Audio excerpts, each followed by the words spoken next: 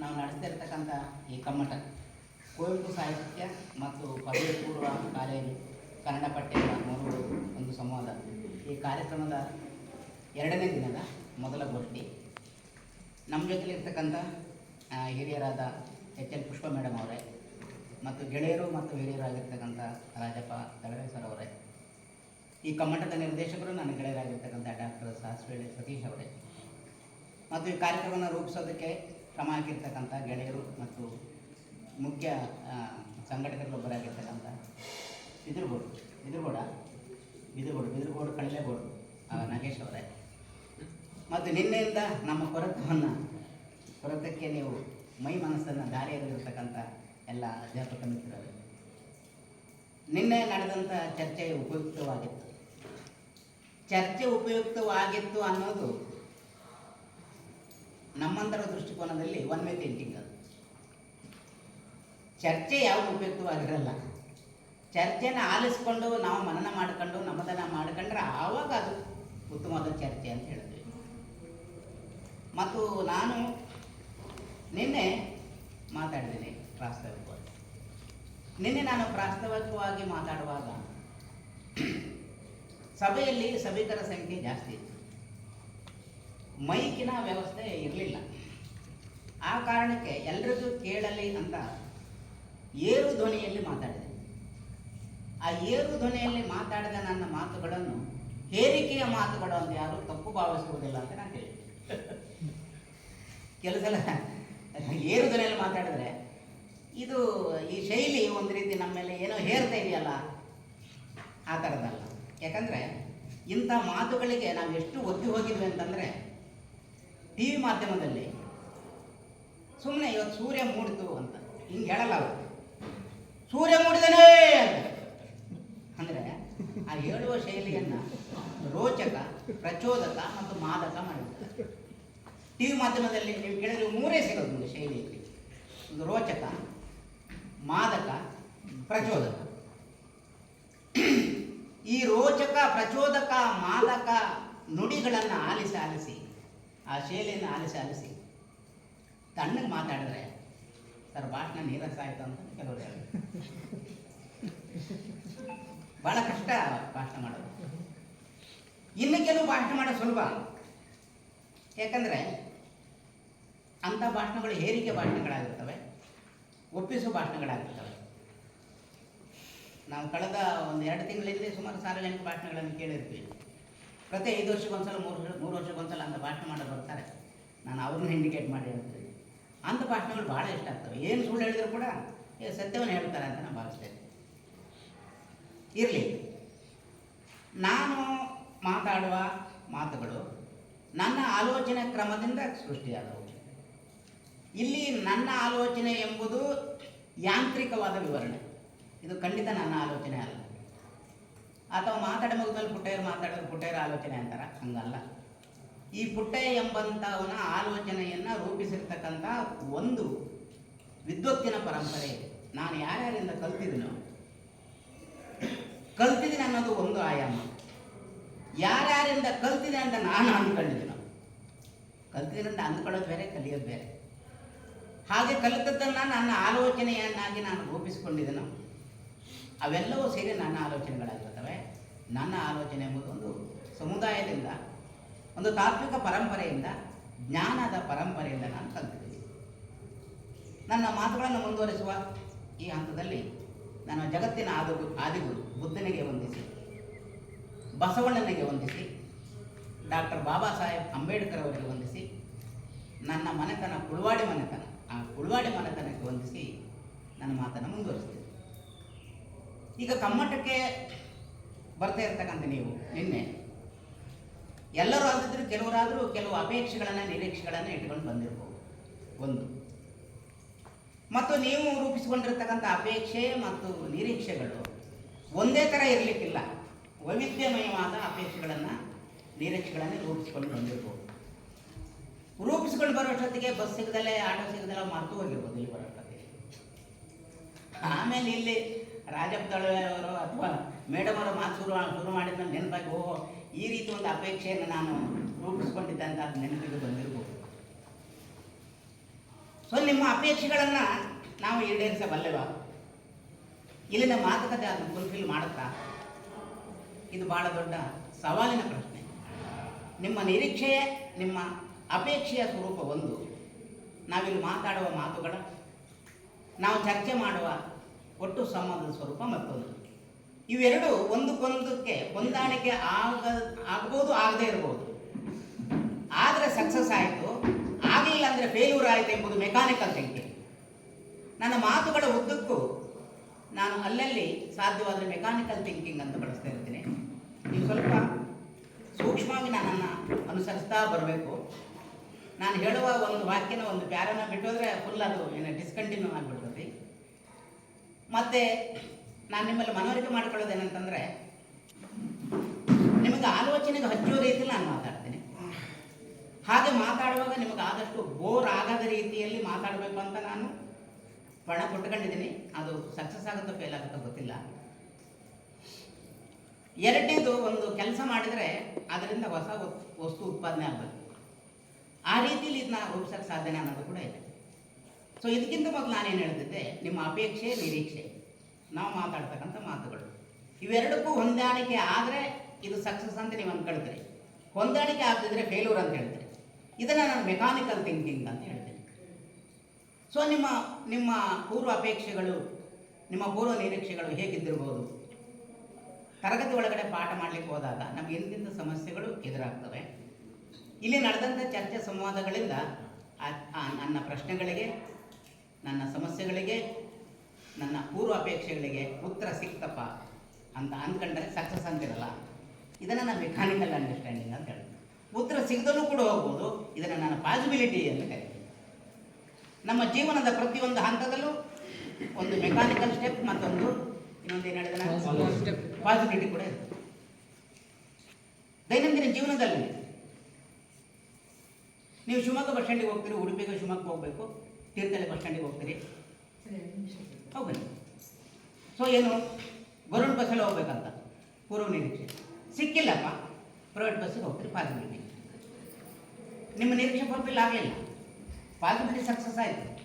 So ಹಾಗಾಗಿ ನಮ್ಮ understanding ಹೆಂಗಿರುತ್ತಂದರೆ, ಸಿದ್ಧ ಮಾದರಿಯ ಅಪೇಕ್ಷೆಗಳಿಗೆ ಸಿದ್ಧ ಮಾದರಿಯ ಉತ್ತರ ಸಿಕ್ಕಿದರೆ ಸಕ್ಸಸ್ ಅಂತೀವಿ. ಸಿದ್ಧ ಮಾದರಿಯ ಪ್ರಶ್ನೆಗಳಿಗೆ, ಸಿದ್ಧ ಮಾದರಿಯ ಅಪೇಕ್ಷೆಗಳಿಗೆ ಸಿದ್ಧ ಮಾದರಿಯ ಉತ್ತರ ಸಿಗದಿದ್ರೆ ಫೇಲ್ ಅಂತೀವಿ. ಈ ರೀತಿಯ ಲೋಕವನ್ನು ಗ್ರಹಿಸೋದಕ್ಕೆ ನಾವು ಮೆಕ್ಯಾನಿಕಲ್ ಅಂಡರ್ಸ್ಟ್ಯಾಂಡಿಂಗ್ ಅಂತ ಹೇಳ್ತೀವಿ. ಅನೇಕ ಸಲ ನಮಗೆ ಪಾಸಿಬಿಲಿಟೀಸೇ ಉತ್ತರಗಳಾಗಿರ್ತವೆ, ಇದು ನೆನಪಿಡಿ. ಹಾಗಿದ್ರೆ ಇದೊಂದು ಭೌತಿಕ ಸಂವಾದ ಆಗಿರೋದ್ರಿಂದ, ಇದು ಒಂದು ವೈಚಾರಿಕ ಸಂವಾದ ಆಗಿರೋದ್ರಿಂದ ನಿಮಗೆ ಸಿದ್ಧ ಮಾದರಿ ಉತ್ತರಗಳು ಸಿಗಲೇಬೇಕು ಅಂತ ನಾವು ಹಠ ತೊಡೋದಿಲ್ಲ. ನೀವು ಕೂಡ ಸಿದ್ಧ ಮಾದರಿಯ ಪರಿಹಾರಗಳು ಸಿಗಲೇಬೇಕಂತ ನೀವು ಹಠ ತೊಡಬಾರ್ದು. ನಾವು ಸಾಧ್ಯವಾದರೆ ಪಾಸಿಬಿಲಿಟೀಸ್ಗಳನ್ನು ಮಾತ್ರ ನಿಮ್ಮ ಮುಂದೆ ನಾವು ಶೇರ್ ಮಾಡ್ತೀವಿ. ಯಾಕಂದರೆ ಇದು ಹೇಳಿ ಕೇಳಿ ಭೌತಿಕ ಸಂವಾದ, ಇದು ವೈಚಾರಿಕ ಸಂವಾದ. ಪ್ಯೂರ್ ಆದ ಮಿಡಲಿಸ್ಟ್ ಜಗತ್ತಿನಲ್ಲಿ ಬೇರೆ ಥರ ಇರ್ತದೆ. ತರಕಾರಿ ತರಕ್ಕೆ ಹೋಗ್ಬೇಕು, ತರಕಾರಿನೇ ತರ್ತೀವಿ, ಮಟನ್ ತರಲ್ಲ. ಮಟನ್ ಅಂಗಡಿಗೆ ಹೋಗ್ತೀವಿ, ಮಟನ್ನೇ ತರ್ತೀವಿ, ಮಟನ್ ಅಂಗಡಿಲಿ ಬದನೆಕಾಯಿ ತರಲ್ಲ. ಯಾಕೆ ಅಂತ ಕೇಳಿದ್ರೆ ಅದು ಮೆಟೀರಿಯಲ್ ವರ್ಲ್ಡ್, ಅದು ಭೌತಿಕ ಜಗತ್ತಿನ ವಸ್ತುಸ್ಥಿತಿ. ಭೌತಿಕ ಜಗತ್ತಿನಲ್ಲಿ ಇಂಥದ್ದು ಬೇಕಂದ್ರೆ ಅಂಥದ್ದನ್ನೇ ತಗೊಳ್ತೀವಿ. ಆದರೆ ವೈಚಾರಿಕ ಜಗತ್ತಿನಲ್ಲಿ ಇಂಥದ್ದು ಬೇಕಂದ್ರೆ ಅಂಥದ್ದೇ ಸಿಗಲ್ಲ, ಪಾಸಿಬಿಲಿಟಿ ಮಾತ್ರ ಸಿಗ್ತತಿ. ಭೌತಿಕ ಜಗತ್ತಿನಲ್ಲಿ ಇಂಥದ್ದು ಬೇಕಂತ ಅಪೇಕ್ಷೆ ಪಟ್ಟರೆ ಸಿದ್ಧ ಮಾತ್ರ ಸಿಗೋದಿಲ್ಲ, ಪಾಸಿಬಿಲಿಟಿ ಮಾತ್ರ ಸಿಗ್ತದೆ. ಯಾಕಂತ ಕೇಳಿದ್ರೆ ಇದು ಭೌತಿಕ ಸಂವಾದ, ವೈಚಾರಿಕ ಸಂವಾದ. ಇದು ನಿಮಗೆ ಸ್ಪಷ್ಟ ಇರುತ್ತೆ. ಇದು ಇಲ್ಲದೇ ಇದ್ದರೆ ಸಕ್ಸಸ್ ಆಯಿತು, ಫೇಲ್ ಆಯಿತು ಗೊತ್ತಿಲ್ಲ. ಸೊ ಇದಿಷ್ಟು ಅರ್ಥ ಆದರೆ ನನ್ನ ಮಾತುಗಳು ನಿಮ್ಗೆ ಕಮ್ಯುನಿಕೇಟ್ ಆಗ್ತವೆ ಅಂತ ಅಂದ್ಕೊಂಡಿದ್ದೀನಿ. ನಾನು ಆಗಲೇ ಹೇಳಿದಾಗೆ ಸ್ವಲ್ಪ ಎಡ್ರು ತೋಡ್ರು ಬಂದರೆ ನೀವು ಹೊಟ್ಟೆಗೆ ಹಾಕೊಳ್ಳಿ. ಆಮೇಲೆ ಕಮ್ಯುನಿಕೇಷನ್ ಆಗಲಿಲ್ಲ ಅಂದರೆ ಪ್ರಶ್ನೆ ಕೇಳಿ, ಆಮೇಲೆ ದೀರ್ಘವಾಗಿ ಚರ್ಚೆ ಮಾಡೋಣ. ನಾನು ಸಾಧ್ಯವಾದಷ್ಟು ಉದಾಹರಣೆ ಮೂಲಕನೇ ನಾನು ನಿಮ್ಮೊಂದಿಗೆ ಮಾತಾಡ್ತೀನಿ. ಮತ್ತು ನನ್ನ ಲೋಕಗ್ರಹಿಕೆ 10ರಲ್ಲಿ 11 ಅಲ್ಲ, ನಾನು ಹೇಳ್ತೀನಿ. ನಾನು ಮಣ್ಣನೇ ಕೂಡ 10ರಲ್ಲಿ 11 ಅಲ್ಲ, ನಾನು ಇನ್ನೊಂದು ಸಲ ಹೇಳಿರ್ತೇನೆ. ಈಗ ಪಾಠ ಮಾಡೋದು ಅಂತ ಕರಿತೀವಿ ನಾವೆಲ್ಲ ಮೇಷ್ಟ್ರುಗಳು. ನಾವು ಮೇಷ್ಟ್ರಾಗಿರೋದನ್ನು ನಮ್ಮನ್ನು ಮೇಷ್ಟ್ರು ಅಂತ ಕರೀತಾರೆ. ನಾನು ನಿನ್ನೆ ಸೂಚ್ಯವಾಗಿ ಹೇಳಿದೆ, ನಾವು ಲೆಕ್ಚರ್ ಆಗಿದ್ದು ಅನ್ನೋ ಕಾರಣಕ್ಕಾಗಿ ಲೆಕ್ಚರ್ ಅಂತ ಕರೀತಿದ್ದಾರೆ. ನಮ್ಮ ಕೆಲಸದ ಸ್ವರೂಪವನ್ನು ನೋಡಿದರೆ ಕೇವಲ ಪಾಠ ಮಾಡ್ತಾ ಇಲ್ಲ ನಾನು. ಅಂದರೆ ನಾನು ಜೂನಿಯರ್ ಕಾಲೇಜ್ ಅಧ್ಯಾಪಕ ಅಂತ ನಾನು ಅಂದ್ಕೊಂಡೆ. ನೀವೆಲ್ಲರೂ ಕೇವಲ ಪಾಠ ಮಾಡುವ ಕೆಲಸದಲ್ಲಿ ತೊಡಗಿಲ್ಲ ಅಥವಾ ತೊಡಗಿಸಿಕೊಳ್ಳುವಂತೆ ನಿಮ್ಮನ್ನು ಇಟ್ಟಿಲ್ಲ ಎಜುಕೇಷನ್ ಸಿಸ್ಟಮ್ಮು. ಕ್ಲರಿಕಲ್ ಕೆಲಸ ಮಾಡೋಕ್ಕೆ ಹಚ್ಬಿಟ್ಟಿದ್ದೆ ನಿಮಗೆ. ಅದು ನಾನು ನಿನ್ನೆ ಹೇಳಿದ್ದೀನಿ, ನಿಮಗೆಲ್ಲ ಗೊತ್ತಿದೆ, ನಾನು ರಿಪೀಟ್ ಮಾಡಲ್ಲ. ಅಂದರೆ ಪಾಠ ಮಾಡೋಂಥ ಅಧ್ಯಾಪಕರು ಎಲೆಕ್ಷನ್ ಟೈಮಲ್ಲಿ ಗೇಟ್ ಕಾಯ್ಬೇಕಂತಂದರೆ ಹುಡುಗಾಟನೇ. ಇದನ್ನು ಪ್ರಜಾಪ್ರಭುತ್ವ ಅನ್ಬೇಕಾ? ಪ್ರಜಾಪ್ರಭುತ್ವ ಕೊಟ್ಟುವ ಶಿಕ್ಷಣ ಅನ್ಬೇಕಾ? ಎರಡನೇದು ಎಂಥದ್ದು ಡಾಟಾ ಎಂಟ್ರಿ ಮಾಡೋದು ಇತ್ಯಾದಿಗಳು. ನಾನು ನಿನ್ನೆ ಹೇಳಿದ್ದೀನಿ. ಅಂದರೆ ಪಾಠ ಮಾಡೋದಕ್ಕೆ ಟೈಮ್ ಕಡಿಮೆ ಆಗಿ ನಮ್ಮನ್ನು ಕ್ಲರಿಕಲ್ ಕೆಲಸಕ್ಕೆ ಹಚ್ಚಿರೋದ್ರಿಂದ ನಮ್ಮ ಕೆಲಸದ ಸ್ವರೂಪ ಅಧ್ಯಾಪಕತ್ವಕ್ಕೆ ಮಾತ್ರ ಸೀಮಿತ ಆಗಿದೆ. ಅದರ ಆಚೆಗೆ ಕರ್ಕೊಂಡು ಹೋಗುವಂಥ ಸ್ಥಿತಿ ನಿರ್ಮಾಣ ಆಗಿದೆಯಾ? ಅದನ್ನು ನಾನು ನಿನ್ನೆ ಹೇಳಿದ್ದೀನಿ. ಬೇಸಿಕಲಿ ಪಾಠ ಮಾಡುವ ಕೆಲಸವನ್ನು ಯಾವ ಕೆಲಸ ಅಂತ ಕರಿಬೇಕು? ಒಂದು ಕೆಲಸಕ್ಕೊಂದು ಹೆಸರಿದೆ ಸೊಸೈಟಿಯಲ್ಲಿ. ನೆಗ್ಲೆಕ್ಟ್ ಕೆಲಸ ಮಾಡೋದನ್ನು ಬೇಸಾಯ ಅಂತ ಕರಿತೀವಿ. ಟೈಪ್ ಮಾಡ್ತಾ ಕೂತ್ರೆ ಕಂಪ್ಯೂಟರ್ ಟೈಪಿಸ್ಟ್ ಅಂತ ಕರಿತೀವಿ. ಅಧ್ಯಾಪಕತ್ವದ ಕೆಲಸವನ್ನು ಯಾವ ಪದದಲ್ಲಿ ಕರಿಬೇಕು ನಾವು? ಶೈಕ್ಷಣಿಕ ಕಲ್ತನ ಹೇಳೋಣ, ಶೈಕ್ಷಣಿಕ ಕಲ್ತನ ಹಂಗಂತ ಅನ್ಕೋಬೋದ? ಬೌದ್ಧಿಕ ಕೆಲಸನ, ಸಾಮಾಜಿಕ ಕೆಲಸನ? ನಾವು ಸಂಬಳ ಪಡಿತೀವಿ, ಸರ್ಕಾರ ಸಂಬಳ ಕೊಡುತ್ತೆ, ಸರ್ಕಾರ ದುಡ್ಡಲ್ಲ ಪ್ರಜೆಗಳ ದುಡ್ಡು, ಸರ್ಕಾರದ ಮೂಲಕ ಪಡಿತೀವಿ. ಆರ್ಥಿಕ ಕೆಲಸನ ಏನಂತ ಕರಿಬೇಕು? ಅದ್ರ ಬಗ್ಗೆ ನಾವು ರೀಥಿಂಕ್ ಮಾಡಬಹುದು. ನೆಕ್ಸ್ಟ್, ಪಾಠ ನಡೆಯುವಾಗ ತರಗತಿ ಒಳಗಡೆ ಅಲ್ಲಿ 3 ಘಟಕಗಳು ಇರ್ತವೆ ಅಂತ ನಾನು ಭಾವಿಸ್ತೇನೆ. ಯಾವುದು 3 ಘಟಕಗಳು? ಒಂದು ಅಧ್ಯಾಪಕರು, ಎರಡನೇದು ಪಠ್ಯ ವಸ್ತು ಸಿಲೆಬಸ್, ಪಠ್ಯಕ್ರಮ ಬೇರೆ, ಪಠ್ಯ ವಸ್ತು ಬೇರೆ, ಟೆಕ್ಸ್ಟ್ ಬುಕ್ಸ್ ಇರ್ತವೆ, ಪಠ್ಯ ಇರ್ತವೆ. ಮೂರನೇದು ವಿದ್ಯಾರ್ಥಿಗಳು ಇರ್ತಾರೆ. ಇವು 3 ಕೂಡ ಒಂದು ಕೆಲಸವನ್ನು ಮಾಡಿದ ಮೇಲೆ ಬದಲಾಗಬೇಕು. ಇವು 3 ಬದಲಾಗಿಲ್ಲ ಅಂದರೆ ಕೆಲಸ ನಡೆದಿಲ್ಲ ಅಂತ ಅರ್ಥ. ಇವು 3 ಬದಲಾಗಿಲ್ಲ ಅಂದರೆ ಕೆಲಸ ನಡೆದಿಲ್ಲ ಅಂತ ಅರ್ಥ. ನಾನು ನನ್ನ ಹೇಳಿಕೆಯನ್ನು ಒಂದು ವಿವರಣೆ ಕೊಟ್ಟು ನಿಮಗೆ ಸ್ಪಷ್ಟಪಡಿಸ್ತೀನಿ. ಟೀ ಮಾಡ್ತೀವಿ, ಟೀ ತಯಾರು ಆಗಿದೆ ಅಂದರೆ, ಟೀ ಮಾಡ್ತೀವಿ ಅಂದ್ರೆ ಒಂದು ಕೆಲಸ. ಟೀ ತಯಾರಾಗಿ ಬರುವಷ್ಟೊತ್ತಿಗೆ ಏನೆಲ್ಲ ಬದಲಾವಣೆ ಆಗಿರ್ತದೆ? ಅದಕ್ಕೆ ಹಾಕುವಂಥ ಪದಾರ್ಥಗಳು ನೀರು, ಹಾಲು, ಚಾಪುಡಿ, ಸಕ್ಕರೆ, ಇನ್ನು ಕೆಲವು ಶುಂಠಿ ಹಾಕ್ತಾರೆ, ಹಾಲು ಇತ್ಯಾದಿಗಳೆಲ್ಲ ಹಾಕ್ತೀವಿ. ಅವೆಲ್ಲವೂ ಮಿಕ್ಸ್ ಆಗಿ ಹದವಾದ ಉಷ್ಣಾಂಶದಲ್ಲಿ ಕುದ್ದ ಮೇಲೆ ಟೀ ಎಂಬ ಒಂದು ನಾವು ಕುಡಿಯಬಹುದಾದ ಪಾನೀಯ ಕ್ರಿಯೇಟ್ ಆಗುತ್ತೆ. ಅವೆಲ್ಲವೂ ಆ ಮೂಲ ವಸ್ತುಗಳು ತಮ್ಮ ಮೂಲ ಗುಣ ಮತ್ತು ಸ್ವಭಾವವನ್ನು ಬದಲಾಯಿಸಿಕೊಂಡಿರ್ತವೆ. ಗಮನಿಸ್ಬೇಕು ನೀವು, ಬದಲಾಗಿರ್ತವೆ. ಅದು ಶಾಖದ ಕಾರಣಕ್ಕಾಗಿ. ಟೀ ಪುಡಿ ಕಪ್ಪಿತ್ತು, ಟೀ ಕಪ್ಪಿಲ್ವಲ್ಲ. ಹಾಲಿನ ಬಣ್ಣ ಕಪ್ಪಿತ್ತು, ಅಲ್ಲ ಸಾರಿ ಬಿಳಿ ಇತ್ತು. ಟೀ ಬಿಳಿ ಇಲ್ವಲ್ಲ, ಸರಿ ಟೀ ಬಿಳಿ ಇಲ್ವಲ್ಲ. ಸಕ್ಕರೆ ಬಣ್ಣ ಬಿಳಿ ಇತ್ತು, ಟೀ ಬಿಳಿ ಇಲ್ವಲ್ಲ.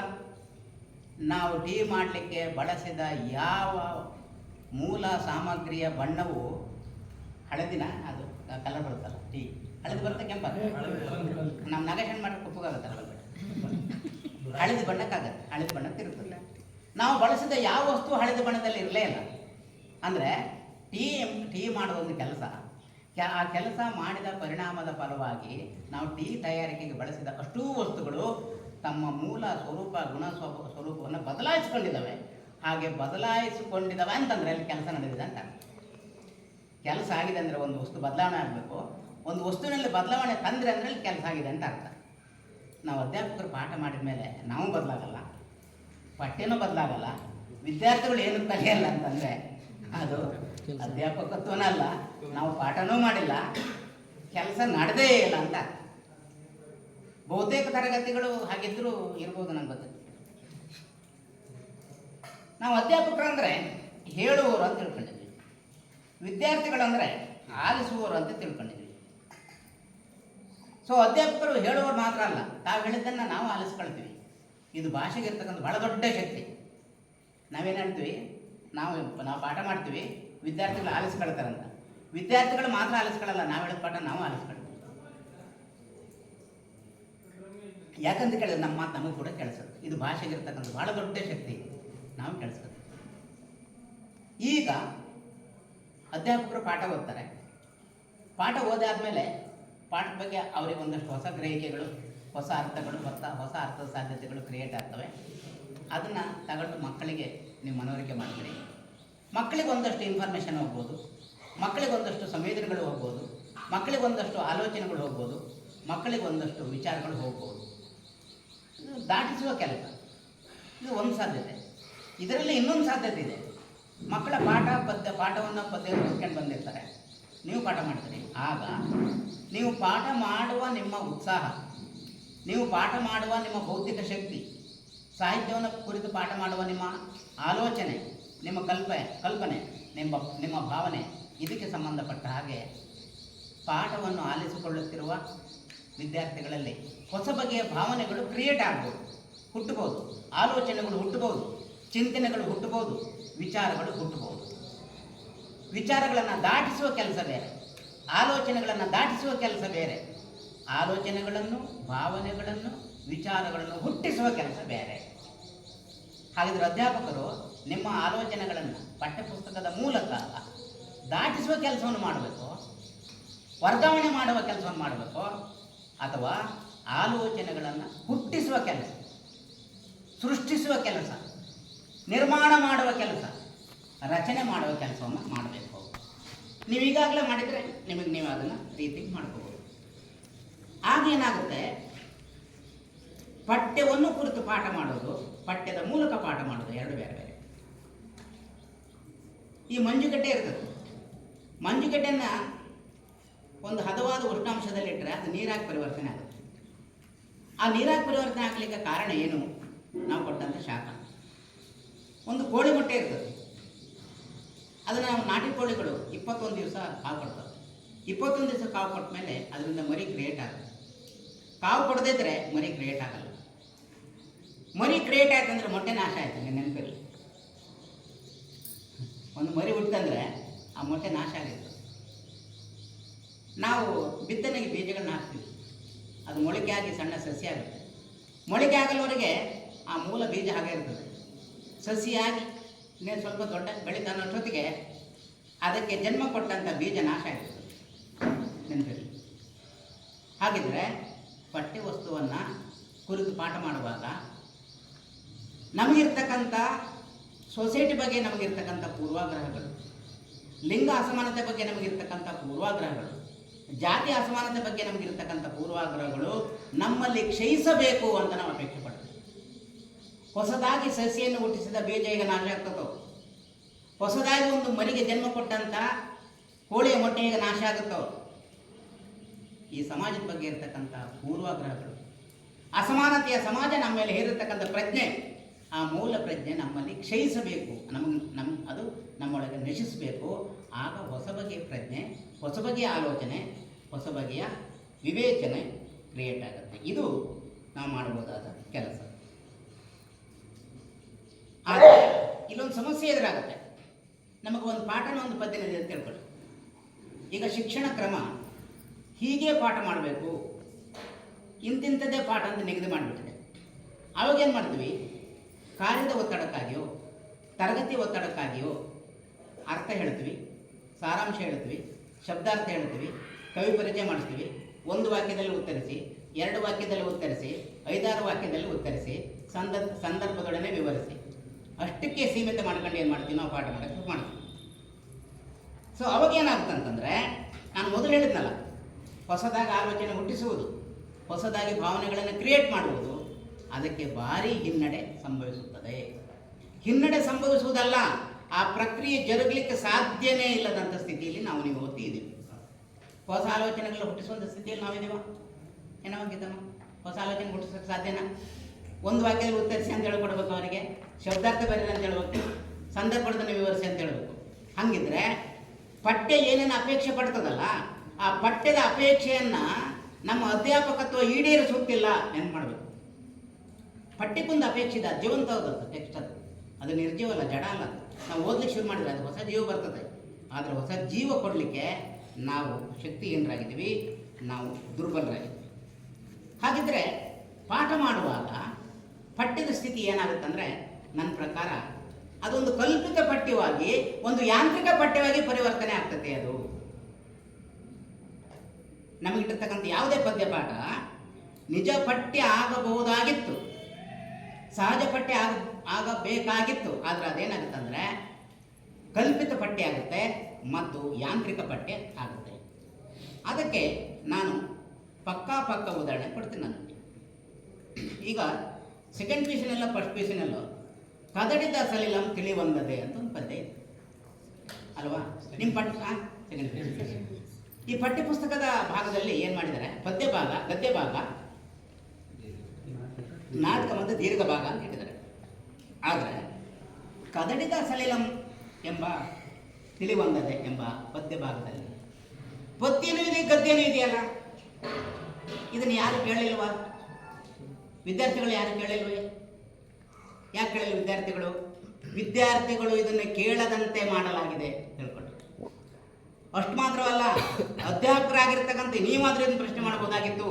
ನಿಮ್ಮನ್ನು ಪ್ರಶ್ನೆ ಮಾಡದಂತೆ ಇಡೀ ಎಜುಕೇಷನ್ ಸಿಸ್ಟಮ್ ನಿಮ್ಮನ್ನು ಬಂಧಿಸಿದೆ. ಇಲ್ಲಿ ನೋಡು, ಪ್ರಿಯಂಬಲ್ ಓದ್ ನೋಡಿ ಕೈ ನೀರು. ಇದನ್ನು ಪದ್ಯ ಮತ್ತು ಗದ್ಯ ಒಟ್ಟಿಗೆ ಬಂದಿದೆಯಲ್ಲ, ನಾನು ಹೇಳ್ತೀನಿ. ಪ್ರಿಯಂಬಲ್ ಏನು ಬರ್ತದೆ ಮತ್ತೊಂದು ಸಲ ಓದು. ಮತ್ತು ಇಂಥ ಪದ್ಯವನ್ನು ನಾವು ಯಾಕೆ ಆಯ್ಕೆ ಮಾಡಿಕೊಂಡಿದ್ವಿ? ಪಠ್ಯಪುಸ್ತಕ ರಚನಾ ಸಮಿತಿಗೆ ಈ ಒಂದು ಗುರಿ ಇರಬೇಕು. ಇಡೀ ಕಾವ್ಯ ಪರಂಪರೆ ಕೇವಲ ಪದ್ಯವೂ ಅಲ್ಲ, ಕೇವಲ ಗದ್ಯವೂ ಅಲ್ಲ, ಅವೆರಡು ಮಿಶ್ರಣ. ಇಂಥ ಒಂದು ದೊಡ್ಡ ಪರಂಪರೆ ಇತ್ತು ಅಲ್ಲ, ಈಗಲೂ ಕೂಡ ಇದೆ. ಕುಸುಂಬಲ್ಲಿ ನಿಲ್ಲಿಸಬೇಕು. ನಿಮ್ಗೆ ಆಸಕ್ತಿ ಇದ್ದರೆ ತೆಲುಗು ಭಾಷೆ, ನನಗೇನು ತೆಲುಗು ಬರಲ್ಲ, ಜನಪದ ಗೀತೆಗಳಿಗೆ ಹೋಗಿ. ಗದ್ಯನಲ್ಲ ಪದ್ಯನಲ್ಲ, ಈಗ ನಿನ್ನೆ ಮೊನ್ನೆ ಕೂಡ ಹಾಡಿದ ಗದ್ಯ ಪದ್ಯಗಳು ದೊಡ್ಡ ಪ್ರಮಾಣದಲ್ಲಿ ಸಿಗ್ತದೆ. ಅದು ಒಂದು. ಎರಡನೇದು, ಎಲ್ಲ ಕಡೆ ಶಬ್ದಾರ್ಥ ಅಂತ ಬರೆದಿದೆ ಪಠ್ಯಪುಸ್ತಕದಲ್ಲಿ. ಎಷ್ಟು ಮೆಕ್ಯಾನಿಕಲ್ ಆಗಿದೆ. ನನ್ನ ಪಾಯಿಂಟ್ ಶುರುವಾಗಿರೋದು ಸತೀಶಣ್ಣವರೇ, ಪಠ್ಯವನ್ನು ಪಾಠ ಮಾಡೋಕ್ಕೆ ಶುರುವಾದಾಗ ಕಲ್ಪಿತ ಪಠ್ಯ ಆಗುತ್ತೆ ಅಥವಾ ಯಾಂತ್ರಿಕ ಪಠ್ಯ ಆಗುತ್ತೆ. ಹೆಂಗೆ ಯಾಂತ್ರಿಕ ಪಠ್ಯ ಆಗುತ್ತೆ? ಕದಡಿದ ಸಲಿಲಂ ತಿಳಿಯುವಂಥದ್ದೇ. ಅದ್ರ ಮೂಲಕ ನೀವು ಏನು ಹೇಳಿದ್ರು ನಂಗೆ ಗೊತ್ತಿಲ್ಲ. ಅಂತೂ ಈ ಪಠ್ಯ, ಈ ಪದ್ಯಕ್ಕೆ ಒಂದು ಸಾಹಿತ್ಯಿಕವಾದ ನ್ಯಾಯವನ್ನು ಒದಗಿಸಿಲ್ಲ ಅಂತ ನಾನು ಹೇಳ್ತೀನಿ ಖಂಡಿತ, ಪ್ರಿಯಾಂಬಲ್ ಕಾರಣಕ್ಕಾಗಿ. ಎರಡನೇದು, ವೀರೇಂದ್ರ ಸಿಂಪಿಯವರ ಒಂದು ಗದ್ಯ ಬರವಣಿಗೆ ಇದೆ, ಹಳ್ಳಿಯ ಕೋಟೆಯಲ್ಲಿ. ಅದಕ್ಕೆ ಕೊನೆ ಭಾಗದಲ್ಲಿ ಶಬ್ದಾರ್ಥ ಕೊಟ್ಟಿದ್ದಾರೆ. ಏನು ಕೊಟ್ಟಿದ್ದಾರೆ ಅಂತಂದರೆ, ಹಚ್ರಿ ಅಂತಂದರೆ ಖಾತೆಯಲ್ಲಿ ಬರೆಯುವುದು. ಅದು ಹೋದಂಗೆ ನಮ್ಗೆ ನಗು ಬಂತು. ಹಚ್ರಿ ಅಂದರೆ ಖಾತೆಯಲ್ಲಿ ಬರೆಯುವುದು ಅಂತ ಶಬ್ದಕೋಶದಲ್ಲಿ ಬರೆದುಬಿಟ್ಟಿದ್ದಾರೆ. ಒಂದು, ಈ ಹಚ್ರಿ ಎಂಬ ಪದ ಈ ಪಠ್ಯಪುಸ್ತಕದ ಯಾವ ಭಾಗದಲ್ಲಿದೆಯೋ ಅಲ್ಲಿ ಮಲೆನಾಡು ಭಾಗಕ್ಕೆ, ಕರಾವಳಿ ಭಾಗಕ್ಕೆ, ದಕ್ಷಿಣ ಕರ್ನಾಟಕದ ಭಾಗಕ್ಕೆ ಪರಿಚಯ ಇಲ್ಲದ ಅಥವಾ ಅಲ್ಲಿ ಬಳಕೆ ಇಲ್ಲದ ಕೆಲವು ಪದಗಳಿದ್ದಾವೆ. ನೀವು ಅದನ್ನು ಓದಿರ್ತೀರಿ. ಉದಾಹರಣೆಗೆ ಹೆಡಸು ಅಂತ ಒಂದು ಪದ ಇದೆ. ಹೆಡಸು, ಅದರಲ್ಲಿ ಹಾಕಿದ ಗಟ್ಟಿ ಹಾಲಿನ ಹೆಡಸೆ ಇದು ನಮ್ಮ ಮಲೆನಾಡಲ್ಲಿದೆ. ನಾವು ಹೇ ಅನ್ನಲ್ಲ, ಅದು ಶಿಷ್ಟ ಭಾಷೆ. ನಾವು ಹೆಡ್ಸು ಅಂತೀವಿ. ಹೆಡ್ಸು ಅಂತ ಯಾವ್ದು ಕೇಳ್ತೀವಿ? ಇದು ಸ್ಮೆಲ್ಲಿಗೆ ಸಂಬಂಧಪಟ್ಟಿದ್ದು. ಯಾಕೆ ವಿದ್ಯಾರ್ಥಿಗಳ ನಮ್ಮ ಬಳಿ ಬರ್ತಾ ಇಲ್ಲ? ನಮ್ಮ ಪಠ್ಯ ಸಹಕರಿಸ್ತಾ ಇದೆಯೋ, ಅಥವಾ ನಾವು ಪಠ್ಯವನ್ನು ನಿಜವಾಗ್ಲೂ ಪಾಠ್ಯವಾಗಿಸ್ತಿದ್ದೀವೋ ಅಥವಾ ಯಾಂತ್ರಿಕ ಪಠ್ಯ ಮಾಡ್ತಿದ್ದೀವೋ? ಹೆಡ್ಸು ಅನ್ನೋದನ್ನು ನಮ್ಗೆ ಹೇಳೋಕ್ಕಾಗ್ತಿದೆಯಾ? ಉತ್ತರ ಇದು ಮೋಸ್ಟ್ಲಿ ಹೆಡಸು ಅಂತ ಅವ್ರು ಬರೆದಿದ್ದಾರೆ. ಹೆಡಸು ಈ ಉಚ್ಚಾರಣೆ ಭಾಳ ಕಷ್ಟ. ನಮ್ಮ ಭಾಗದಲ್ಲೂ ಕೂಡ ಹೆಡ್ಸ್ಬಡಿತಾನೆ, ನಾಯಿ ಹೆಡ್ಸ್ಬಡಿತೈತೆ. ಈಗ ಸಂಜೆ ಹೊತ್ತು ಮಳೆಯಲ್ಲಿ ನೆಂದಂಥ ನಾಯಿ ಒಳಗಡೆ ಬಂದರೆ ಟಾಟಾಜಿ ಏನು ಹೆಡ್ಸ್ಬಡಿತೈತೆ ಅಂತ. ಅದು ವಾಸನೆಗಿರ್ತಕ್ಕಂಥ ಹೆಸರು ಹೆಡ್ಸು. ಇಲ್ಲಿ ಹೆಡ್ಸು ಅಂತ ಬಂತು. ಈ ಹೆಡ್ಸು ಅಂದರೆ ಏನು ಅನ್ನೋದಕ್ಕೆ ಇಲ್ಲಿ ಶಬ್ದಾರ್ಥ ಕೊಟ್ಟಿಲ್ವಲ್ಲ. ಏನು ಮಾಡೋದು? ಹೆಂಗೆ ಪಾಠ ಮಾಡೋದು ಮೇಷ್ಟ್ರುಗಳು? ಇಲ್ಲಿ ಕೊಟ್ಟಿಲ್ಲ. ಹೆಂಗೆ ಪಾಠ ಮಾಡಬೇಕು? ಎರಡನೇದು, ಅವಲಕ್ಕಿ ಸೂಸಲ ಅಂತಿದೆ. ಏನು ಅವಲಕ್ಕಿ ಸೂಸಲ? ಇಲ್ಲಿ ಶಬ್ದಾರ್ಥ ಕೊಟ್ಟಿಲ್ಲ. ಮೂರನೇದು, ತಾಸುಗಟ್ಟಲೆ ಅಂತಿದೆ. ತಾಸು ಅಂದ್ರೆ ಏನು? ಇಲ್ಲಿ ಅರ್ಥ ಕೊಟ್ಟಿಲ್ಲ. ಆಮೇಲೆ ಕೂಡಬಹುದು ಅಂತಿದೆ. ಕೂಡಬಹುದು, ಕಳೆಯಬಹುದು, ಭಾಗಿಸಬಹುದು, ಗುಣಿಸಬಹುದು ಅಲ್ಲ. ಕೂಡದಂದ್ರೆ ಕೂರುವುದು. ಅರ್ಥ ಅಲ್ಲ. ಮತ್ತೆ ಹೇಗೇನು ಹೇಳ್ತಿದ್ದೀನಿ? ಕೂಡು ಎಂಬುದಕ್ಕೆ ಕೂರು ಎಂಬುದು ಅರ್ಥ ಅಲ್ಲ. ಇಲ್ಲಿ ಅರ್ಥ ಅಂತ ಬರ್ತಾರೆ, ಅರ್ಥ ಅಲ್ಲ ಅದು. ಉದ್ರಿ ಅಂತ ಪದ ಇದೆ. ಏನು ಹೇಳಬೇಕು? ದಕ್ಷಿಣ ಕರ್ನಾಟಕದಲ್ಲಿ ಇಲ್ಲ. ಅಲ್ಲ, ಸಾಲ ಮಾತ್ರವಲ್ಲ, ನೆನಪಿರಲಿ. ನಾನು ಹೇಳ್ತೀನಿ, ಮಾತಾಡ್ತೀನಿ. ಇಲ್ಲಿ ಹಚ್ರಿ ಅನ್ನೋದಕ್ಕೆ ಖಾತೆಯಲ್ಲಿ ಬರೆಯುವುದಂತ ಅರ್ಥ ಕೊಟ್ಟಿದ್ದಾರಲ್ಲ. ನಿಜವಾಗ್ಲೂ ಕರ್ನಾಟಕದ ಸಾಂಸ್ಕೃತಿಕ ವಿವರ ಇವ್ರಿಗೆ ಗೊತ್ತಾ ಅಂತ ನನಗೆ ವಿಷಾದ ಆಗುತ್ತೆ, ಭಾಳ ವಿಷಾದ ಆಗುತ್ತೆ. ಅವ್ರು ಮಾತ್ರ ಟಾರ್ಗೆಟ್ ಮಾಡಿ ಮಾತಾಡ್ತಾ ಇಲ್ಲ. ಅವರು ಕೊಟ್ಟಿರುವ ಅರ್ಥ ಅಂತ ಏನಿದೆಯಲ್ಲ, ಆ ಅರ್ಥವನ್ನು ವಿರೋಧಿಸುವ ಸಾಲ ಇದೆ, ಪ್ಯಾರದಲ್ಲಿದೆ. ಇವ್ರ ಕಂಡು ಇನ್ಫಾರ್ಮೇಶನ್ ಹಚ್ಚುವುದಂದ್ರೆ ಖಾತೆಯಲ್ಲಿ ಬರೆಯುವುದು ಅಂತ ಹೇಳ್ತಾರಲ್ಲ, ಅದರ ಮುಂದಿನ ಸಾಲಿನಲ್ಲಿ ಏನೆಂದು ಗೊತ್ತೇನ್ರಿ? ಕೌಂಟ್ರ್ ಮುಂದೆ ನಿಂತು ನನ್ನ ಹೆಸರಲ್ಲಿ ಹಚ್ಚಿರಿ ಎಂದು ಹೇಳಿದರೆ ಸಾಕು. ಹಚ್ಚುವುದೊಂದೇ ಹಳ್ಳಿ ಪಳಾರದ ಅಂಗಡಿಯ ಮಾಲೀಕನ ಕರ್ಮ. ಏನಾಯಿತು? ಹಚ್ಚುವುದೊಂದೇ ಹಳ್ಳಿ ಪಳಾರದ ಅಂಗಡಿಯ ಮಾಲೀಕನ ಕೆಲಸ. ಮುಂದುವರೆದು ಸುಗ್ಗಿಗೊಮ್ಮೆ 4 ಚೀಲ ಜೋಳ ತಂದು ಹೋಟೆಲಿಗೆ ಹಚ್ಚಿದರೆ ಬಾಕಿ ಚುಕ್ತ. ಇಲ್ಲೇನಾಯ್ತು ಅಂದ್ರೆ ಅರ್ಥ ಅವಾಗ? ಅಲ್ಲೇನು ಬರೆದ್ರು? ಹಚ್ಚಿರಿ ಅಂದರೆ ಖಾತೆಯಲ್ಲಿ ಬರೆಯುವುದು. ಇಲ್ಲೇನಾಯಿತು? ಜೋಳವನ್ನು ತಂದು ಹೋಟೆಲಿಗೆ ಹಚ್ಚಿದರೆ ಬಾಕಿ ಚುಕ್ತ. ತಗೊಳ್ರಿ, ಬರೀದ ಅರ್ಥನೇ ಇದಕ್ಕೆ. ನಾನು ನಿಮ್ಮನ್ನೆಲ್ಲ ಕೇಳ್ತಿದ್ದೆ, ನಿಮ್ಮ ಮತ್ತೆದ್ದು ಏನ್ರಿ ನಮ್ಗೆ ಕೇಳ್ತಿದ್ದಾರೆ ಬೆಳಗ್ಗೆ ಏನೋ ಹೋಟೆಲ್ ಅಲ್ರಿ. ಹಚ್ಚಿರಿ ಅಂತಂದ್ರೆ ಖಾತೆಯಲ್ಲಿ ಬರೆಯೋದು ಅಂತ ಕೊಟ್ಬಿಟ್ಟದಲ್ಲ ಅರ್ಥನ. ವಿದ್ವಾಂಸರು, ಪಂಡಿತರು, ಯಜಮಾನರು ಕೇಳ್ತೀನಿ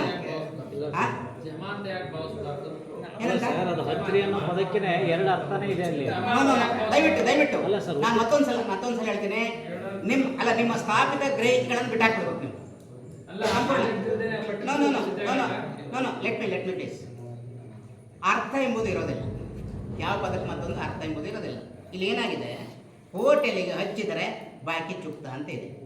ಇಲ್ಲಿ ಹಚ್ಚ್ರಿ ಅಂತ ಅನ್ನೋದು ಖಾತೆಗೆ ಬರೆಯೋದಾದ್ರೆ, ಹೋಟೆಲಿಗೆ ಹಚ್ಚಿದರೆ ಬಾಕಿ ಚುಕ್ತ ಅಂತ ಇದೆಯಲ್ಲ, ಅಲ್ಲಿಗೆ ಅಪ್ಲೈ ಆಗಬೇಕಲ್ಲ ಅರ್ಥ.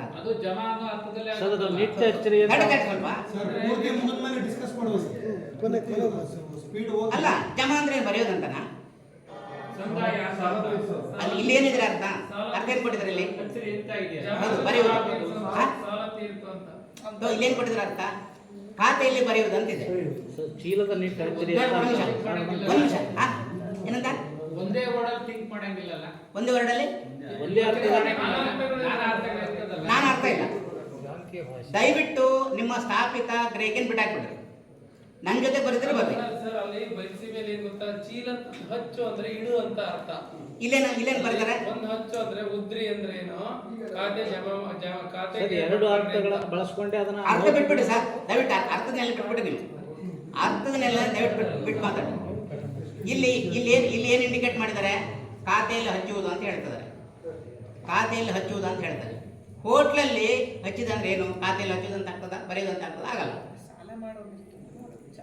ಹಂಗಿದ್ರೆ ದಯವಿಟ್ಟು ಆಲಿಸ್ಕೊಂಡಿದ್ದೆ. ಭಾಷೆಯಲ್ಲಿ ಒಂದು ಪದಕ್ಕೆ ಮತ್ತೊಂದು ಪದ ಅರ್ಥ ಅಂತ ಹೇಳಿದೆ. ಅಷ್ಟು ಮಾತ್ರವಲ್ಲ, ಒಂದು ಪದಕ್ಕೆ ಮತ್ತೊಂದು ಪದ ವಿರುದ್ಧ ಪದ ಅಂತಲೂ ಕೂಡ ನಾವು ಕಲಿಸಿದ್ವಿ. ಈ ವಿರುದ್ಧ ಪದ ಎಲ್ಲಿವರೆಗೆ ಬಂದಿದೆ? ಭೂಮಿ ಆಕಾಶ, ಬೆಂಕಿ ನೀರು, ಆಮೇಲೆ ತಂಪು ಉಷ್ಣ, ಗಂಡ ಹೆಂಡತಿ ಕೂಡ ಬಂದಿದೆ. ತಂದೆ ತಾಯಿ ಕೂಡ ವಿರುದ್ಧ ಪದ ತಂದಾನೆ ಅಲ್ಲ. ಇದು ನಿಜವಾಗಲೂ ಪಾಠ ಮಾಡುವವರಿಗೆ, ಪಾಠವನ್ನು ಆಲಿಸಿಕೊಳ್ಳುವವರಿಗೆ ನಮ್ಮ ಆಲೋಚನೆಯನ್ನು ಅರಳಿಸಬೇಕಾಗಿತ್ತು, ನಮ್ಮ ಭಾವನೆಯನ್ನು ಅರಳಿಸಬೇಕಾಗಿತ್ತು, ನಮ್ಮ ವಿಚಾರಗಳನ್ನು ಅಗಲ ಮಾಡಬೇಕಾಗಿತ್ತು, ಸಂಕೀರ್ಣಗೊಳಿಸಬೇಕಾಗಿತ್ತು. ಇದರ ಬದಲಿಗೆ ಅದೇನು ಮಾಡಿದರೆ ಶ್ರಿಂಕ್ ಮಾಡಿ ಹಾಕ್ಬಿಟ್ಟೆ, ಸಂಪೂರ್ಣ ಕಟ್ಟೆ ಹಾಕ್ಬಿಟ್ಟಿದೆ, ಮ್ಯಾಕ್ಸಿಮಮ್ ಕಟ್ಟೆ ಹಾಕ್ಬಿಟ್ಟಿದೆ. ಭಾಷೆಗೆ ಭೌಗೋಳಿಕ ವೈವಿಧ್ಯತೆ ಮತ್ತು ಸಾಮಾಜಿಕ ವೈವಿಧ್ಯತೆಗಳಿರ್ತದೆ. ಈ ಸಾಮಾಜಿಕ ವೈವಿಧ್ಯತೆ ಮತ್ತು ಭೌಗೋಳಿಕ ವೈವಿಧ್ಯತೆ ಈ ಪಾಠದಲ್ಲಿ ಇದಾವಪ್ಪ ಅಂತ ನಾವು ಹೇಳ್ಬೋದಾಗಿದೆ. ಇನ್ನೊಬ್ರದ್ದು ಯಾರ್ದು ಚರಣವಾಲಿಕಾರದ ಯಾರ್ದು ಗಾಡಿ ಅಂತ ಬರ್ತದೆ. ಫಸ್ಟ್ ಪೀಸಲ್ಲಿ, ಸೆಕೆಂಡ್ ಪೀಸಲ್ಲಿ ಗಾಡಿ. ಉತ್ತರ ಕರ್ನಾಟಕದಲ್ಲಿ ಗಾಡಿ ಅಂತಂದ್ರೆ ರೈಲು. ಹಳಗನ್ನಡದಲ್ಲಿ ಗಾಡಿ ಅಂದರೆ ಸೌಂದರ್ಯ. ನಮ್ಮಲ್ಲಿ ಗಾಡಿ ಅಂದರೆ 4 ಚಕ್ರ ಎತ್ತು ಗಾಡಿ. ಇದು ಅರ್ಥಗಳಲ್ಲ, ಇದು ಭೌಗೋಳಿಕ ವೈವಿಧ್ಯತೆ ಅಲ್ಲ, ಪ್ರಾದೇಶಿಕ ವೈವಿಧ್ಯತೆ ಮತ್ತು ಸಾಮಾಜಿಕ ವೈವಿಧ್ಯತೆ. ಅಂದರೆ ಪಠ್ಯವನ್ನು ರೂಪಿಸುವವರಿಗೆ ಅಥವಾ ಪಾಠ ಮಾಡುವ ಅಧ್ಯಾಪಕರಿಗೆ ಭಾಳ ದೊಡ್ಡ ಸವಾಲೇನಪ್ಪ ಅಂದರೆ, ಪಠ್ಯವನ್ನು ಅರ್ಥಕ್ಕೆ ಸೀಮಿತ ಮಾಡಿದರೆ ಅದು ಯಾಂತ್ರಿಕ ಪಠ್ಯ ಆಗುತ್ತೆ, ಅದು ಕಲ್ಪಿತ ಪಠ್ಯ ಆಗುತ್ತೆ. ಈ ಯಾಂತ್ರಿಕ ಪಠ್ಯವನ್ನೇ ನಾವು ಯಾಂತ್ರಿಕವಾಗಿ ಪಾಠ ಮಾಡ್ತಾ ಬಂದಿದ್ದೀವಿ. ಇದೇ ಸಂದರ್ಭದಲ್ಲಿ ನಾನು ಇನ್ನೊಂದು ಪ್ರಸಂಗವನ್ನು ನಿಮಗೆ ಹೇಳ್ತೀನಿ. ಇದು ಅನುಪಯುಕ್ತ ಅಲ್ಲ. ಇದ್ರ ಜೊತೆಗೇನೆ ಈ ಕರ್ನಾಟಕದಲ್ಲಿ ಜಾತಿ ಗಣತಿಯನ್ನು ಮಾಡಿದರು. ಈ ಜಾತಿ ಗಣತಿ ಏನು ಮಾಡಿದಾರಲ್ಲ, ಆ ಜಾತಿಗೆ ಗಣತಿ ಮಾಡುವಾಗ ಕರ್ನಾಟಕದಲ್ಲಿ ಜಾತಿ ಗಣತಿ ಮಾಡುವುದು ಹೇಗೆ ಎಂಬುದಕ್ಕೆ ಒಂದು 5 ದಿನಗಳ ಒಂದು ವರ್ಕ್ಶಾಪ್ ಮಾಡಿದ್ರು, ಒಂದು ಕಾರ್ಯಾಗಾರ. ಅದು ನಮ್ಮ ಕನ್ನಡ ವಿಶ್ವವಿದ್ಯಾಲಯದಲ್ಲಿ 5 ದಿನಗಳ ಭಾಳ ದೊಡ್ಡ ಒಂದು ವರ್ಕ್ಶಾಪ್. ಕರ್ನಾಟಕದ ಅನೇಕ ಜನ ಸಾಮಾಜಿಕ, ಸಾಹಿತ್ಯಿಕ, ಸಾಂಸ್ಕೃತಿಕ ಚಿಂತಕರನ್ನ ಅಲ್ಲಿ ಸೇರಿಸಿದರು. ಯಾರು CS ದ್ವಾರಕನಾಥ್ ಅವರು, ಡಾಕ್ಟರ್ ರಾಜಪ್ಪ ದಳವಾಯಿ ನಾವು ಕೂಡ ಇದ್ವಿ. ಅಲ್ಲಿ ಬೆಳಗಿನ 10:30 1 ಗಂಟೆವರೆಗೂ ಗುಂಪಿನಲ್ಲಿ ಪ್ರಶ್ನೆಗಳನ್ನು ನಾವು ಕ್ರಿಯೇಟ್ ಮಾಡ್ತಿದ್ವಿ. ಮಧ್ಯಾಹ್ನ ಊಟ ಮಾಡ್ಕೊಂಡು 16 ಗುಂಪುಗಳು ಸೇರಿ ಮಧ್ಯಾಹ್ನ ನಂತರ ಒಂದು ಕಲೆಕ್ಟಿವ್ ಡಿಸ್ಕಷನ್, ಒಂದು ಸಾಮೂಹಿಕ ಚರ್ಚೆ ರೂಪುಗೊಳ್ಳೋದು. ಆ ಸಂದರ್ಭದಲ್ಲಿ ಅವರು ಕೆಲವು ಗ್ರೂಪ್ಗಳು ಮಾಡೋರು, ನೀವು ಈ ಗ್ರೂಪಲ್ಲಿರಿ, ನೀವು ಈ ಗ್ರೂಪಲ್ಲಿರೋದು.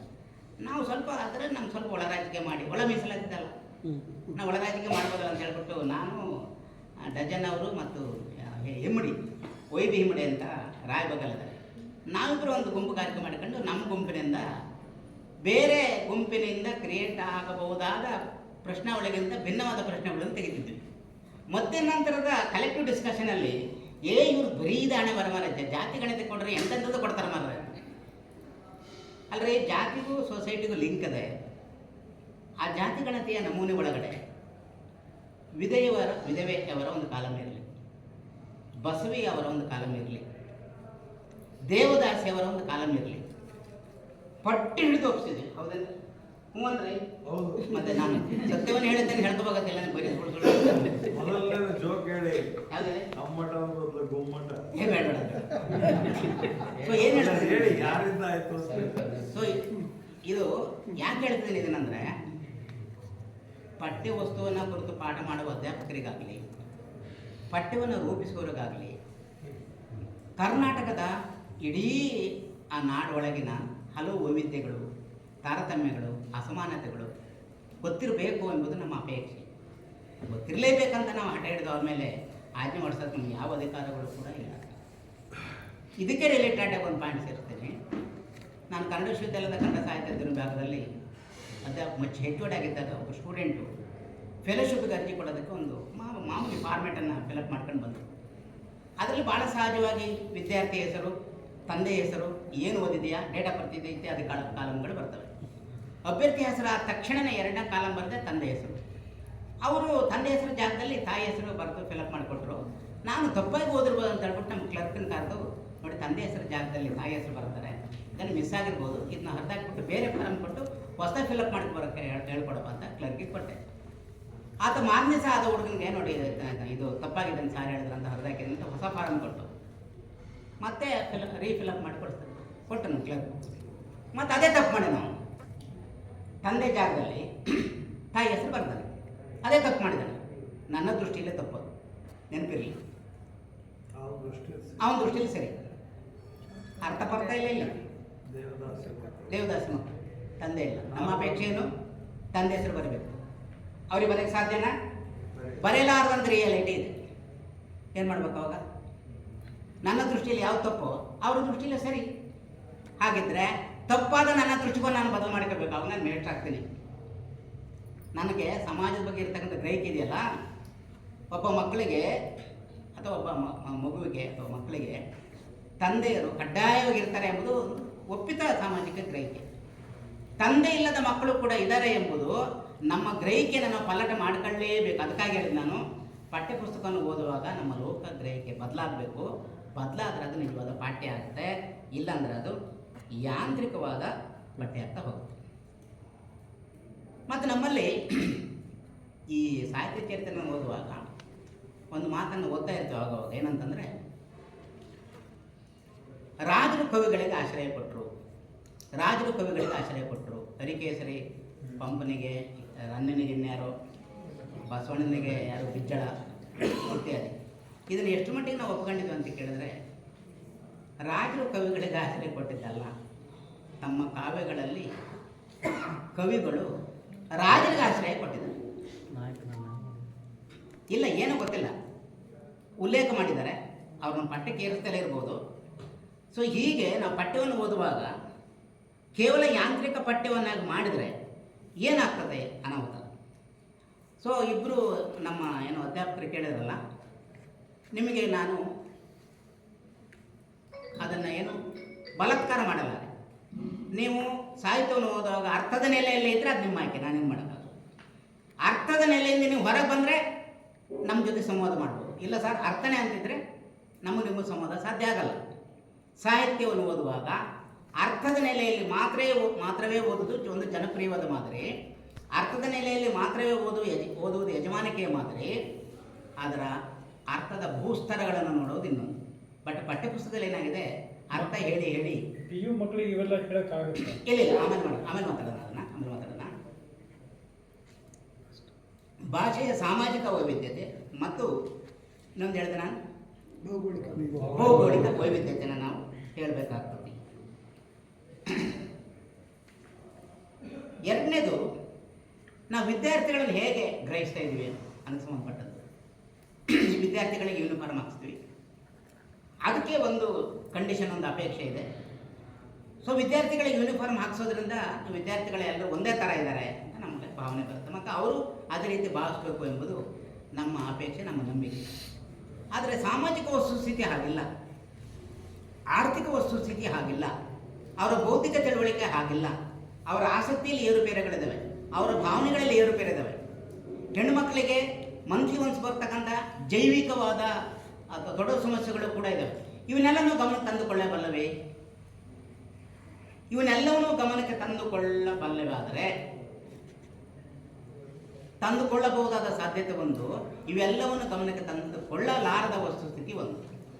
ಈ ಎಲ್ಲ ತಾರತಮ್ಯಗಳನ್ನು ಸಾಮಾಜಿಕ ಹಿನ್ನೆಲೆ, ಆರ್ಥಿಕ ಹಿನ್ನೆಲೆ, ಧಾರ್ಮಿಕ ಹಿನ್ನೆಲೆ ಮತ್ತು ಹೆಣ್ಣು ಮಕ್ಕಳಿಗೆ ಬರ್ತಕ್ಕಂಥ ಜೈವಿಕ ಸಮಸ್ಯೆ, ಇದರಿಂದ ವಿದ್ಯಾರ್ಥಿಗಳು ಅವರ ಭಾವನೆಗಳೆಲ್ಲ ಒಂದೇ ಥರ ಇದ್ದಾವೆ, ಅವರೆಲ್ಲರೂ ಒಂದೇ ರೀತಿ ಆಲೋಚನೆ ಮಾಡ್ತಾರೆ, ನಮ್ಮ ಪಾಠನ ಒಂದೇ ರೀತಿ ಕೇಳಿಸ್ಕೊಳ್ತಾರೆ ಅಂತ ನಾವು ಭಾವಿಸಿದರೆ ನಾವು ವಿದ್ಯಾರ್ಥಿಗಳನ್ನು ಕಾಲ್ಪನಿಕವಾಗಿ ಗ್ರಹಿಸಿದ್ವಿ ಅಂತ ಅರ್ಥ ಆಯಿತು. ಹಾಗಿದ್ದರೆ ನಾವು ಪಾಠ ಮಾಡ್ತಕ್ಕಂಥದ್ದು ಕಲ್ಪಿತ ವಿದ್ಯಾರ್ಥಿಗಳಿಗೆ ಮಾತ್ರನೇ. ರಿಯಲ್ ವಿದ್ಯಾರ್ಥಿಗಳು ನಮಗೆ ಸಿಗದೆ ಹೋಗು. ಕಲ್ಪಿತ ವಿದ್ಯಾರ್ಥಿಗಳಿಗೆ ನಾವು ಕಲ್ಪಿತ ಪಾಠವನ್ನು ಮಾಡ್ತಾ ಇದ್ದೀವಿ, ಕಲ್ಪಿತ ಪಠ್ಯವಸ್ತು. ಅಷ್ಟು ಮಾತ್ರವಲ್ಲ, ಕೇವಲ ಪರೀಕ್ಷೆಗಾಗಿ ಪಾಠ ಹೇಳೋದಿದೆಯಲ್ಲ, ಇದು ಕಲ್ಪಿತ ಅಧ್ಯಾಪಕತ್ವ ಅಂತ ನಾನು ಕರಿತೀನಿ. ಇದು ರಿಯಲ್ ಆದ ಪಾಠ ಅಲ್ಲ, ಕಲ್ಪಿತ ಪಾಠ. ಇದು ನಾನು ವಿಸ್ತರಿಸ್ತೀನಿ ಯಾಕೆ ಅಂತ. ಈಗ ನಿಮಗೆ ಎಲ್ಲರೂ ಗೊತ್ತಿರೋ ಹಾಗೆ ಒಂದು ಪಠ್ಯಪುಸ್ತಕ ಇರ್ತದೆ, ಅದನ್ನು ಅದರ ನಡಿಗೆ, ಅದರ ಬೆಳವಣಿಗೆ ಹೆಂಗಿರುತ್ತೆ, ನಾವು ಪಾಠ ಮಾಡೋಕ್ಕಿಂತ ಪಠ್ಯಪುಸ್ತಕ ಇರುತ್ತೆ. ಆಮೇಲೆ ಅದನ್ನು ಪಾಠ ಮಾಡ್ತೀವಿ. 2ನೇ ಹಂತದಲ್ಲಿ ಏನು ಮಾಡ್ತೀವಿ, ಪಾಠ ಮಾಡ್ತೀವಿ. 3ನೇ ಹಂತದಲ್ಲಿ ಪಾಠ ಮಾಡಿದ ಮೇಲೆ ಪ್ರಶ್ನೆ ಪತ್ರಿಕೆ ತಯಾರು ಮಾಡ್ತೀವಿ. ಇದು ಎಷ್ಟನೇ ಹಂತ? ಇದು ಪಠ್ಯಪುಸ್ತಕ ಇರುತ್ತೆ, ಪಾಠ ಮಾಡ್ತೀವಿ 2, ಪ್ರಶ್ನೆ ಪತ್ರಿಕೆ ತಯಾರು ಮಾಡ್ತೀವಿ. ಎಷ್ಟನೇದು? ಅದು 3. ಆಮೇಲೆ ಪ್ರಶ್ನೆ ಪತ್ರಿಕೆ ತಯಾರಾದ್ಮೇಲೆ ಉತ್ತರ ಪರೀಕ್ಷೆ 4 ಆಯಿತು. ಆಮೇಲೆ ಉತ್ತರ ಪತ್ರಿಕೆನ ಮೌಲ್ಯಮಾಪನ ಮಾಡ್ತೀವಿ. ಎಷ್ಟನೇದು? ಅದು 5ನೇದು. ಕೊನೆಗೆ ಬರುತ್ತೆ ಫಲಿತಾಂಶ 6 ಆಯಿತು. ಹೀಗಿದೆ ಅಂತ ನಾವು ಭಾವಿಸಿದ್ವಿ, ಹೀಗೆ ಇದೆ, ಹೀಗೆ ನಡೀತದೆ ಅಂತ ಭಾವಿಸಿದ್ವಿ. ಇದು ಕಲ್ಪಿತ ವಸ್ತುಸ್ಥಿತಿ, ಇವರ್ ಕೈಂಡ್ ಇನ್ಫಾರ್ಮೇಷನ್. ಹಿಂಗಿರಲ್ಲ ಇದು ಖಂಡಿತ. ನಾವು ಭಾವಿಸ್ಕೊಂಡಿರೋದು, ನಾವು ಕಲ್ಪಿಸ್ಕೊಂಡಿರೋದು. ಮೊದಲು ಪುಸ್ತಕ ಇರುತ್ತೆ, ಆಮೇಲೆ ಪಾಠ ಮಾಡ್ತೀವಿ, ಪ್ರಶ್ನೆ ಪತ್ರಿಕೆ ಕೇಳ್ತೀವಿ, ವ್ಯಾಲ್ಯೂಷನ್ ಮಾಡ್ತೀವಿ, ರಿಸಲ್ಟ್ ಬರುತ್ತೆ ಅನ್ನೋದು ಈ ಬೆಳವಣಿಗೆ ಇದೆಯಲ್ಲ, ಇದು ಕಲ್ಪಿತ ವಸ್ತುಸ್ಥಿತಿ. ಸೊ ರಿಯಲ್ ವಸ್ತುಸ್ಥಿತಿ ಏನು? ಇದು ಉಲ್ಟಾಯಿ ಸಂಪೂರ್ಣ. ಮೊದಲು ರಿಸಲ್ಟ್ ಇರುತ್ತೆ, ರಿಸಲ್ಟ್ ಹೇಗೆ ಬರಬೇಕು ಎಂಬುದಕ್ಕೆ ಅನುಗುಣವಾಗಿ ಪ್ರಶ್ನೆ ಪತ್ರಿಕೆ ರೂಪ ಪಡಿತೀವಿ. ಪ್ರಶ್ನೆ ಪತ್ರಿಕೆ ಹೇಗಿರ್ಬೇಕು ಎಂಬುದಕ್ಕೆ ಅನುಗುಣವಾಗಿ ಪಾಠ ಮಾಡ್ತೀವಿ, ಹೇಗೆ ಪಾಠ ಮಾಡಬೇಕು ಎಂಬುದಕ್ಕೆ ಅನುಗುಣವಾಗಿ ಪಠ್ಯಪುಸ್ತಕ ಇರುತ್ತೆ. ಎಲ್ಲ ಉಂಟು. ಇದು ರಿಯಾಲಿಟಿ. ಇದು ನಿಜವಾದ ರಿಯಾಲಿಟಿ ಇರೋದು ಇಲ್ಲಿ. ನಾವು ತಪ್ಪಾಗಿ ತಿಳ್ಕೊಂಡಿದ್ದೀವಿ. ಅದಕ್ಕಾಗಿ ಅಧ್ಯಾಪನ ಎಂಬುದು, ಅಧ್ಯಾಪಕತ್ವ ಎಂಬುದು ಕೂಡ ಒಂದು ಕಲ್ಪಿತವಾದ ಪ್ರಕ್ರಿಯೆ ಆಗಿಲ್ಲ ನಿಜವಾಗ್ಲೂ. ಯಾಕೆ ಹಿಂಗಾಯಿತು? ಯಾಕೆ ರಿಸಲ್ಟ್ ಕೊಡಲಿಕ್ಕೆ ಅನುಕೂಲ ಆಗಿರುವಂಥ ಎಜುಕೇಷನ್ ಸಿಸ್ಟಮನ್ನು ಯಾಕೆ ತಂದರು? ಈಗ ಇದು ಬಂದಿದೆಯಲ್ಲಪ್ಪ ಎಂಥದ್ದು, OMR ಶೀಟ್. ಎಲ್ಲ ಟಿಕ್ ಮಾಡೋದು OMR ಶೀಟಿಗೆ. ಆಮೇಲೆ ಇನ್ನೊಂದು ಎಂಥದ್ದು, ಬರೀ ಮಾಹಿತಿ ಪ್ರಧಾನವಾಗಿರ್ತಕ್ಕಂಥ ಪ್ರಶ್ನೆ. ಮಾಹಿತಿ ಪ್ರಧಾನವಾಗಿರ್ತಕ್ಕಂಥ ಪ್ರಶ್ನೆಗೆ ನಾವು ಒಂದು ಯುವಜನತೆಯನ್ನು ಸಿದ್ಧ ಮಾಡ್ತಿದ್ವಿ ಅಂತಂದರೆ ಅದರಲ್ಲಿ ಕೆಲಸ ಮಾಡ್ತಕ್ಕಂಥ ಶಕ್ತಿಶಾಲಿಯಾದ ಪಾಯಿಂಟ್ಗಳು ಎರಡೇ. ಒಂದು ಮಾಹಿತಿ, ನೆನಪಿನ ಶಕ್ತಿ. ಮಾಹಿತಿ, ನೆನಪಿನ ಶಕ್ತಿ. ನಮ್ಮ ಅಪೇಕ್ಷೆ ಇರೋದೇನು? ಒಂದು ಯುವ ಜನತೆಯನ್ನು ಕ್ರಿಯೇಟ್ ಮಾಡಬೇಕನ್ನೋದಿದ್ರೆ ಅವರಲ್ಲಿ ಹೊಸ ಭಾವನೆಗಳನ್ನು ಹುಟ್ಟುವಂಗೆ ಅವ್ರನ್ನ ಪ್ರಿಪೇರ್ ಮಾಡಬೇಕು, ಹೊಸ ಆಲೋಚನೆಗಳು ಹುಟ್ಟುವಂಗೆ ಅವ್ರಿಗೆ ಪ್ರಿಪೇರ್ ಮಾಡಬೇಕು, ಹೊಸ ವಿಚಾರಗಳು ಹುಟ್ಟುವಂಗೆ ಅವ್ರಿಗೆ ಪ್ರಿಪೇರ್ ಮಾಡಬೇಕು. ಇದು ಸಾಧ್ಯ ಆಗ್ತಾ ಇದೆಯಾ? ಸಾಧ್ಯ ಆಗ್ತಾ ಇಲ್ಲ. ಸಾಧ್ಯ ಆಗಬಹುದಾದ ಸಾಧ್ಯತೆಯನ್ನು ಸಾಧ್ಯ ಆಗದಿರುವಂತೆ ಮಾಡಲಾಗಿದೆ. ಸಾಧ್ಯ ಇತ್ತು ಒಂದು ಕಾಲದಲ್ಲಿ. 70-80ರ ದಶಕದಲ್ಲಿ ಸಾಧ್ಯ ಆಯಿತು ಅನ್ನಂಗಿದ್ರೆ 90ರ ದಶಕದ ನಂತರ ಯಾಕೆ ಸಾಧ್ಯ ಆಗಲಿಲ್ಲ? ಇದು ಕೇಳಬೇಕಲ್ಲ ಪ್ರಶ್ನೆ. ನೀವು ನೋಡ್ರಿ, ತರಗತಿಗೆ ಹೋದ ತಕ್ಷಣವೇ ವಿದ್ಯಾರ್ಥಿಗಳು ಅಲರ್ಟ್ ಆಗೋದು, ಯಾವ ಪ್ರಶ್ನೆಗೆ ಉತ್ತರ ಬರುವ ಹಾಗೆ ಇವ್ರು ಪಾಠ ಮಾಡ್ತಾರೆ ಅಂತ. ನಾವು ಅವ್ರನ್ನ ಪ್ರಿಪೇರ್ ಮಾಡೋದು, ಯಾವ ಪ್ರಶ್ನೆ ಬಂದರೆ ಇವ್ರು ಹೆಂಗೆ ಸಜ್ಜುಗೊಳಿಸ್ಬೇಕಂತ ಪ್ರಿಪೇರ್ ಮಾಡೋದು. ಇದು ಯಾವಾಗ ಶುರುವಾಯಿತು? ಇದಕ್ಕೆ ನಮಗೆ ಆಧಾರಗಳು ಖಚಿತ ಇದ್ದಾವೆ. 1992ರಲ್ಲಿ ಜಾಗತೀಕರಣ, ಖಾಸಗೀಕರಣ, ಉದಾರೀಕರಣ ನೀತಿಗಳಿಗೆ ಬದ್ಧವಾದಾಗ ಆವಾಗಲೇ ಯಾವ ಕ್ಷೇತ್ರಕ್ಕೆ ಹಣ ಹೂಡಿಕೆ ಹಾಕಿದರೆ ಲಾಭ ಬರ್ತದೆ, ಯಾವ ಕ್ಷೇತ್ರಕ್ಕೆ ಹಣವನ್ನು ಹಾಕಿದರೆ ಲಾಭ ಬರಲ್ಲ, ಒಂದು ಕಮರ್ಷಿಯಲ್ ಆದ ಇವ್ಯಾಲ್ಯೂಷನ್ ನಡೀತು ವಾಣಿಜ್ಯ ದೃಷ್ಟಿಕೋನದಲ್ಲಿ. ಶಿಕ್ಷಣಕ್ಕೆ ಅನುದಾನವನ್ನು, ಗ್ರ್ಯಾಂಟನ್ನು ಹಾಕಿದರೆ ಅದರಲ್ಲಿ ಯಾವ ಲಾಭನೂ ಬರಲ್ಲ. 92ನೇ ಇಸವಿಯಲ್ಲಿದೆ. ಇಲ್ಲಿಗೆ ಎಷ್ಟು ವರ್ಷ ಆಯ್ತು? ಹೆಚ್ಚು ಕಡಿಮೆ 26 ವರ್ಷ, 32 ವರ್ಷ. ಕಳೆದ 3 ದಶಕಗಳಲ್ಲಿ ಶಿಕ್ಷಣ ವ್ಯವಸ್ಥೆಯನ್ನು ಭಾರತೀಯ ಸಮಾಜ ಅನುಪಯುಕ್ತ ಅನುತ್ಪಾದಕ ಕ್ಷೇತ್ರ ಎಂದು ಭಾವಿಸುವಂತೆ ಮಾಡಿದೆ. ಅಷ್ಟು ಮಾತ್ರವಲ್ಲ, ಆ ಸಂದರ್ಭದಲ್ಲಿ ಇಡೀ ಶಿಕ್ಷಣ ವ್ಯವಸ್ಥೆಯನ್ನು ಇಡಿಯಾಗಿ ಅನುತ್ಪಾದಕ ಕ್ಷೇತ್ರ ಅಂತ ಘೋಷಣೆ ಮಾಡಿಬಿಟ್ಟು, ಅನ್ಪ್ರೊಡಕ್ಟಿವ್ ಸೆಕ್ಟರ್, ಅನುತ್ಪಾದಕ ಕ್ಷೇತ್ರ. ಬಜೆಟ್ ತೆಗೆದು ನೋಡಿ ನೀವು, ಯೂನಿಯನ್ ಗೌರ್ಮೆಂಟ್ ಬಜೆಟ್ ಇರ್ಬೋದು, ಸ್ಟೇಟ್ ಗೌರ್ಮೆಂಟ್ ಬಜೆಟ್ ಇರ್ಬೋದು, ಪ್ರಿಯಾರಿಟಿ ಲಿಸ್ಟಲ್ಲಿ ಎಲ್ಲಿದೆ? ಯಾವುದು? ಅಲ್ಲ ಸಾಧ್ಯತೆ ಅಲ್ಲ, ಗ್ರ್ಯಾಂಟ್. ಅದಕ್ಕೇನಂದ್ರೆ ಅನುದಾನ ಹಂಚಿಕೆ ಆಗ್ತಾನೆ ಬಜೆಟಲ್ಲಿ. ಯೂನಿಯನ್ ಗೌರ್ಮೆಂಟ್ ಬಜೆಟಲ್ಲಿ ನೋಡ್ಬೋದು, ಸ್ಟೇಟ್ ಬಜೆಟಲ್ಲೂ ನೋಡ್ಬೋದು. ಯಾಕೆ ಕಡಿಮೆ? ನೇಮಕಾತಿ ಯಾಕೆ ಆಗ್ತಾಯಿಲ್ಲ?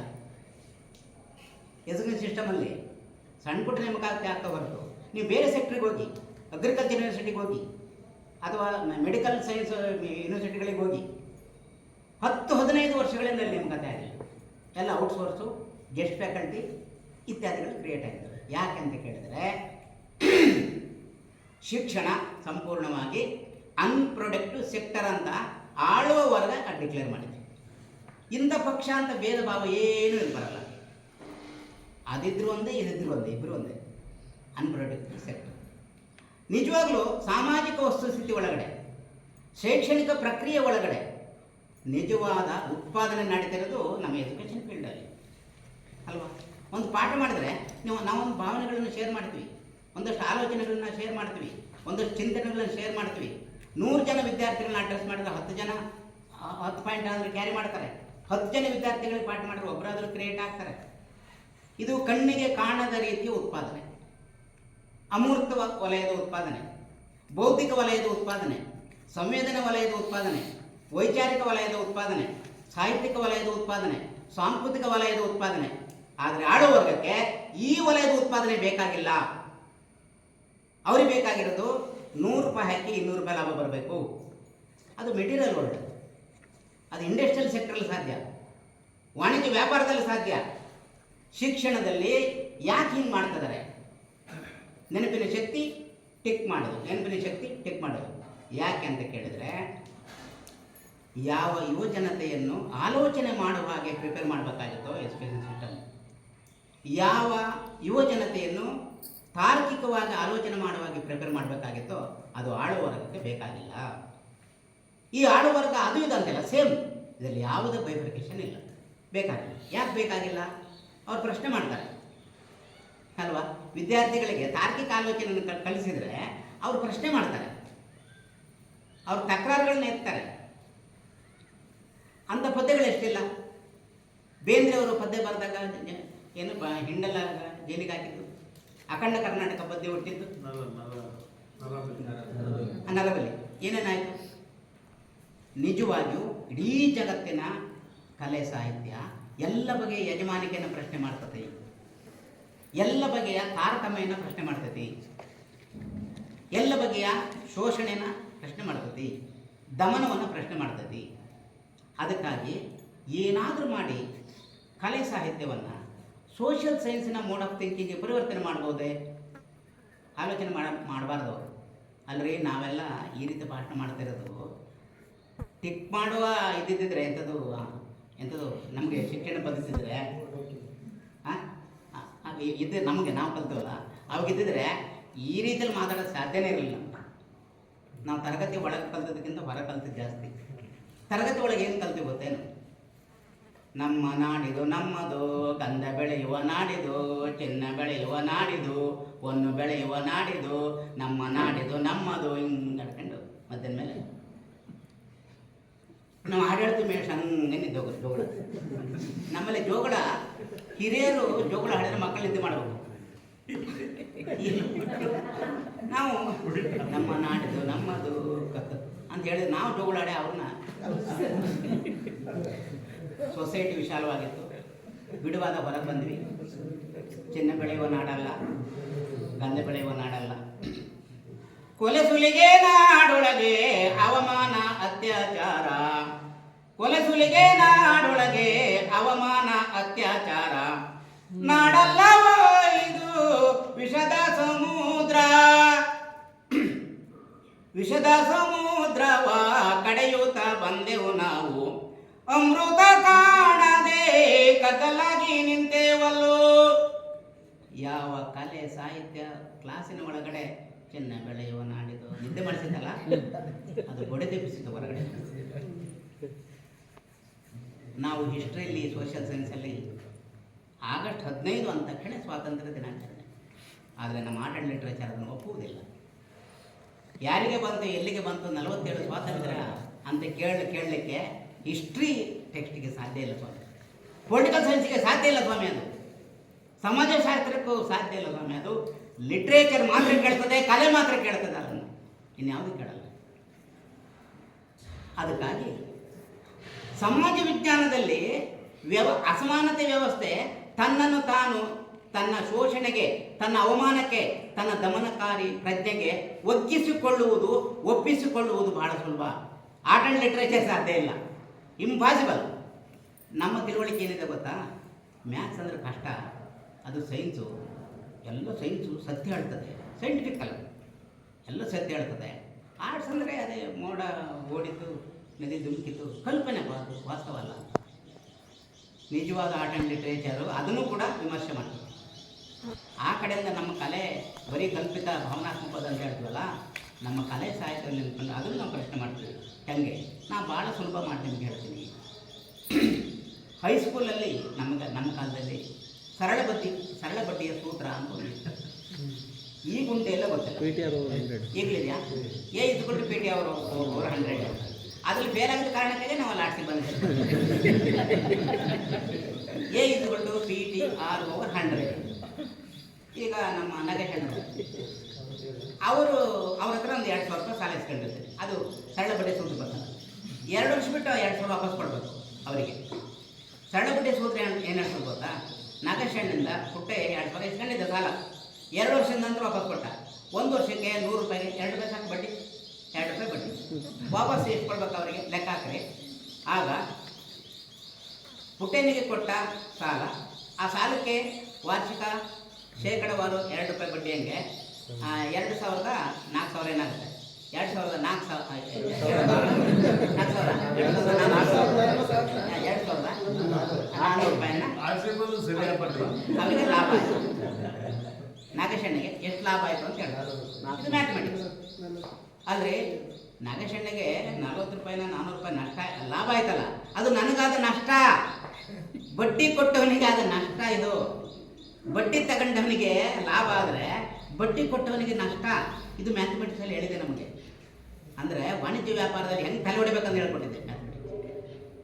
ಆ ಕಡೆ ಸೈನ್ಸ್ ಫ್ಯಾಕಲ್ಟಿ ನಾವು ಸತ್ಯವನ್ನು ಹೇಳುತ್ತೇವೆ, ಸತ್ಯವನ್ನು ಬಿಟ್ಟು ಬೇರೆನೇ ಹೇಳುವುದಿಲ್ಲ. ನಿಮ್ಮ ಲಿಟ್ರೇಚರ್ ಸುಳ್ಳು ಹೇಳ್ತದೆ, ನಾವು ಹೇಳ್ತೇವೆ ನಮ್ಮ ಲಿಟ್ರೇಚರ್ ಸತ್ಯ ಹೇಳ್ತದೆ.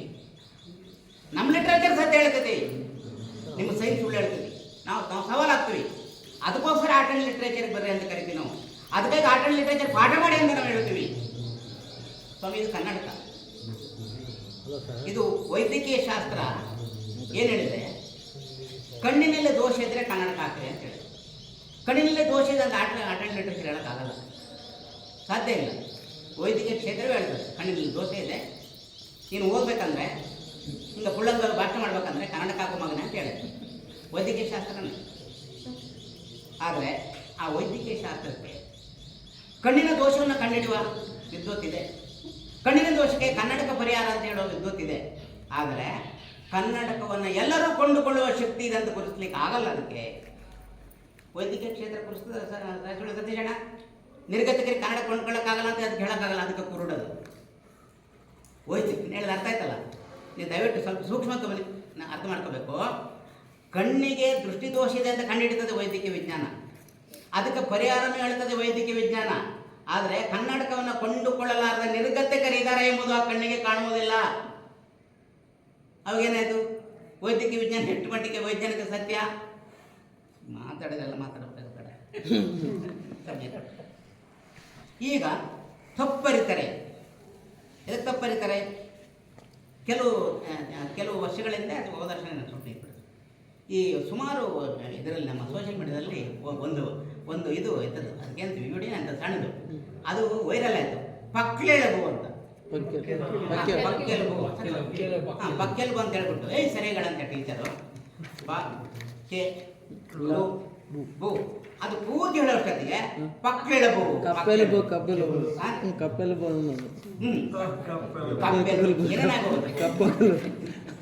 ಆಮೇಲೆ ಯಾರೋ ಒಂದು ಮನೆ ಬಂತು, ಏಳ್ಯಾರಂತ ಹುಡುಗ ಇಬ್ಬರಿದ್ದಾರೆ, 2 1 2 2 3 2 2 4 2 2 8 2 2 32 2 ಇದು ಕೂಡ ಭಾಳ ವೈರಲ್ ಆಯ್ತು.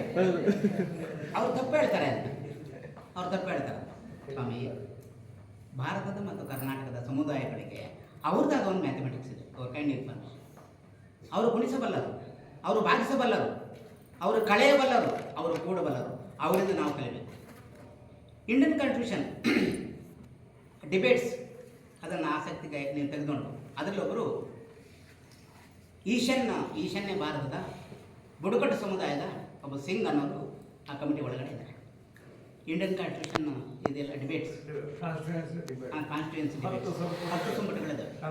ಆಸಕ್ತಿ ಮತ್ತು ಕುತೂಹಲ ಇರೋರು ಅದನ್ನು ಓದಬೇಕು ಅಂತ ನಾನು ಮನವಿ ಮಾಡ್ಕೊಳ್ತೀನಿ. ಅದರಲ್ಲಿ ಸಿಂಗ್ ಅನ್ನೋರೊಬ್ಬರು ಬುಡಕಟ್ಟು ಆದಿವಾಸಿ ಸಮುದಾಯದ ಪ್ರತಿನಿಧಿಯವರು ಇಂಡಿಯನ್ ಕಾನ್ಸ್ಟಿಟ್ಯೂಷನ್ನ ರಚನಾ ಸಮಿತಿಯಲ್ಲಿ.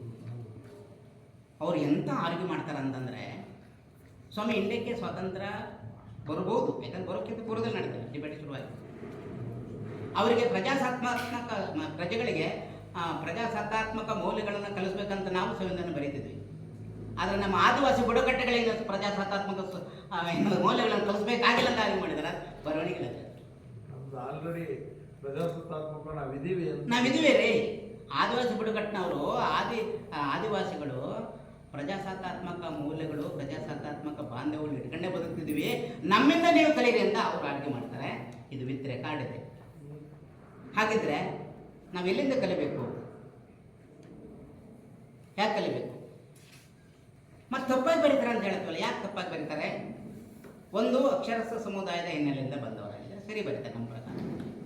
ಅನಕ್ಷರಸ್ಥ ಸಮುದಾಯಗಳಿಂದ ಬಂದರೆ ಮತ್ತು ಈ ಶಿಷ್ಟ ಭಾಷೆ, ಶಿಷ್ಟ ಬರವಣಿಗೆ ಅದು ಗೊತ್ತಿಲ್ಲದ ಸಮುದಾಯಗಳಿಂದ ಬಂದರೆ 2000 ಇಸ್ವಿ ಈಚೆಗೆ ಅಥವಾ 2010 11 ಈಚೆಗೆ ಹಂಗೆ ಇಸ್ವಿ ಪರ್ಫೆಕ್ಟಾಗಿ ಹೇಳೋಕ್ಕಾಗಲ್ಲ. ಇದುವರೆಗೆ ಆಧುನಿಕ ಶಿಕ್ಷಣಕ್ಕೆ, ಔಪಚಾರಿಕ ಶಿಕ್ಷಣಕ್ಕೆ ತೆರೆದುಕೊಳ್ಳದ ಅನೇಕ ಸಮುದಾಯಗಳು ಶಿಕ್ಷಣವನ್ನು ಪ್ರವೇಶ ಮಾಡ್ತಿದ್ದಾರೆ. ಅವರು ಮನೆಯಲ್ಲಿ ಮಾತಾಡುವ ಭಾಷೆ ಒಂದು, ಇಲ್ಲಿ ಬರವಣಿಗೆಯಲ್ಲಿ ಇರತಕ್ಕಂಥ ಭಾಷೆ ಒಂದು. ಅದರ ನಡುವೆ ಬಹಳ ದೊಡ್ಡ ಕಂದಕ ನಿರ್ಮಾಣ ಆಗಿದೆ. ಈ ಕಂದಕ ನಿರ್ಮಾಣ ಆಗಿರುವ ಕಾರಣಕ್ಕಾಗಿ ನಾವು ಅವ್ರ ಮೇಲೆ ಆರೋಪಿಸ್ತಾ ಇರೋದೇನಪ್ಪ ಅಂದರೆ ಅವ್ರು ತಪ್ಪಾಗಿ ಬರೀತಾರೆ. ಇಲ್ಲ, ನಾವು ಅವ್ರ ಮೇಲೆ ಹೇಳ್ತಿದ್ವಿ, ನೀವು ಹಿಂಗೆ ಬರೀರಿ ಅಂತ. ಇದು ನಮ್ಮ ಮಿತಿಯೇ ಹೊರತು ಅವರ ಮಿತಿ ಅಲ್ಲ ಅಂತ ನಾನು. ಸೊ ಭಾಳ ಟೈಮ್ ಭಾಳ ಅತಿಯಾಗ್ಬಿಡುತ್ತೆ ಅಂತ ಆಲಿಸ್ಕೊಂಡಿದ್ರಿ. ನಾನೇನು ಇದನ್ನ ಮುಗಿಸಲ್ಲ, ಸುಮ್ಮನೆ ನಿಲ್ಲಿಸ್ತೀನಿ. ನಮ್ದು ಹಿಂಗೆ ಇರ್ತಿದ್ರಿ, ಎಲ್ಲ ಕನ್ಕ್ಲೂಷನ್ ಏನಿಲ್ಲ, ಸುಮ್ಮನೆ ಚೂರು ಮಾತಾಡಿ ಏನಾದರೂ ಒಂದು 5 ನಿಮಿಷ ಬಿಡು ಮಾಡ್ಕೊಳ್ತೀನಿ. ನಾನು ದಣಿದು ಬಿಡ್ತೀನಿ. ನಾವು ಓದ್ತೀನಿ ಪದ್ಯ ಭಾಗ, ಅಲ್ಲೊಂದು ದಣಿವು ಅಂತ ಬಂತು.